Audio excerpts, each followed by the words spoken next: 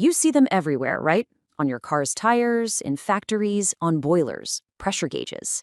They're these silent little guardians, telling us about all the invisible forces at play. But have you ever really stopped to think about the mechanical magic that's happening inside that simple dial? Well, let's dive in and find out.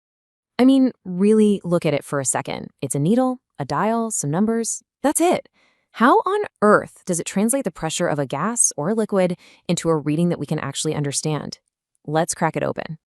Okay, so before we can understand the gauge, we have to get a solid handle on what it's even measuring. So let's start at the beginning. What is pressure? At its heart, it's actually wonderfully simple. Pressure is just a certain amount of force, divided over a specific area. Think of it like this. The force from the tip of a tiny needle is focused on a super small area, right? That creates incredibly high pressure. But if you take that exact same force and spread it out over the palm of your hand, the pressure is much, much lower. Now, to measure anything, you've got to have a starting point, a zero. For pressure, there are two main reference points. The first one is all around us, atmospheric pressure, the weight of the air pushing down on everything. The other one is a perfect vacuum, the complete and total absence of pressure. And as you're about to see, which one you start from changes everything. And this is what brings us to the two main ways we measure pressure. Gauge pressure, which is what most of the gauges you see are measuring, it uses the atmosphere around us as its 0 point.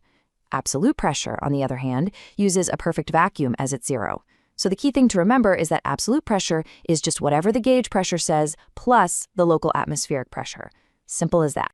All right, physics lesson is over. Now for the main event. What is actually happening inside that metal case? Let's pull back the curtain on this incredible piece of 19th century engineering that, believe it or not, we still use all the time today. So meet the hero of our story, the Borden tube. This flattened, C-shaped metal tube is the genius, yet remarkably simple, heart of most mechanical pressure gauges. It is just an incredibly clever design that turns pressure into physical motion. So here's how this beautiful mechanical dance works. First, pressure enters the tube.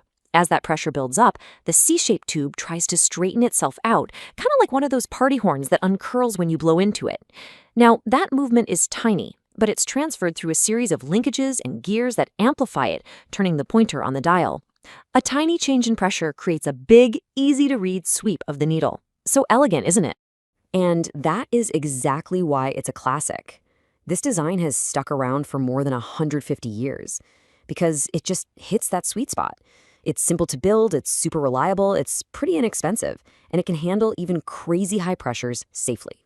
Now, the Borden tube is definitely the star of the show, but of course, the world of pressure measurement has evolved. We've moved from these purely mechanical marvels into the world of digital precision. And here you can see them side by side. The classic analog dial right next to its modern digital cousin. They're both designed to do the same job, but they go about it in totally different ways, and they're really meant for different tasks. The trade-off is pretty straightforward. Mechanical gauges are the workhorses, right? They're perfectly fine for most general industrial needs, and they're way easier on the budget. Digital gauges, yeah, they're expensive, but they offer just incredible precision. We're talking accurate to within 0.1%. You'll see these being used for calibrating other tools or in super sensitive lab settings. But hey, the Borden tube isn't the only player in the game. For measuring really low pressures, you need different designs. You might see a flexible diaphragm that kind of bulges under pressure, or an accordion-like bellows that expands and contracts. These mechanisms are way more sensitive, and they're perfect for picking up on subtle pressure changes that a tough Borden tube might not even notice. So, with all these options out there, how would you go about choosing the right gauge for a specific job? I mean, knowing how they work is one thing, but applying that knowledge is where it really gets practical. Turns out, there are a few key things you absolutely have to consider. You need to think about the accuracy you need, the pressure range you'll be working in, and the environment it's going to live in. Then there are the physical things, like how big the dial needs to be so you can read it, and how it's going to be mounted and connected. Accuracy is a really big one.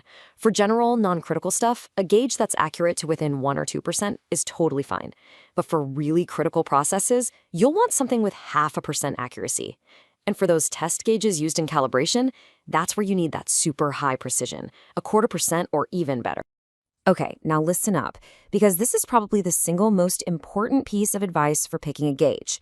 For the best accuracy and to make it last as long as possible, you want your normal, everyday operating pressure to fall somewhere in the middle half of the gauge's total range. You don't want the needle constantly slammed against the max, and you don't want it barely moving off zero either.